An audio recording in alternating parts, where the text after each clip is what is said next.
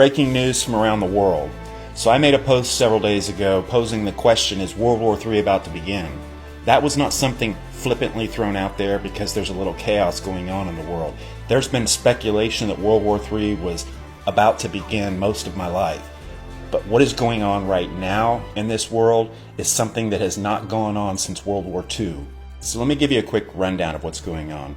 The United States had already had an increased alert level of DEFCON 4, and now they have just moved it up a notch to DEFCON 3 due to a number of things going on right now that involve the United States directly or indirectly, particularly as it pertains to the Middle East and with Ukraine and Russia.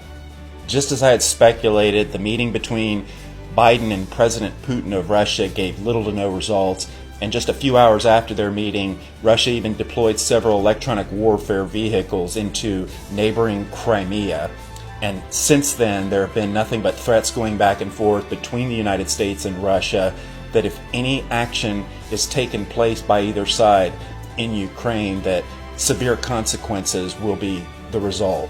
Meanwhile, members of NATO continue in alignment with the United States in the effort to defend Ukraine, in particular Great Britain, who is now deploying anti-missile equipment into the Ukraine, which has ticked off Russia.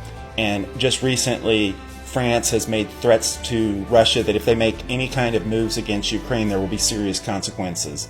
Meanwhile, on the other side of the world, China continues their military buildup, which is the largest since World War II, as they prepare to now attack Taiwan. Not only has this led to an increase in the assistance from the United States to Taiwan and providing with defense systems, but now even Japan's getting into the mix over several disputes over islands just north of Japan.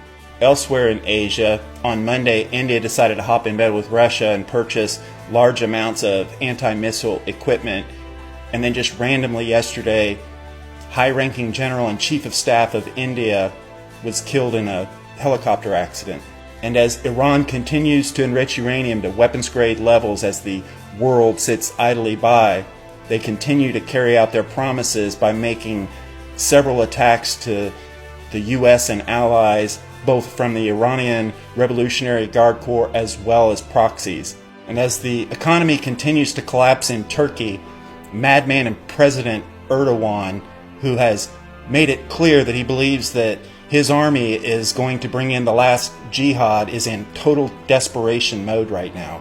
At some point, one man is going to step in and promise peace to the world, and then sudden destruction will come. But the tribulation period, Daniel's 70th week, has to do with Israel, not the body of Christ, the church. And before the Ezekiel 38 war, Jesus is coming back for the believers.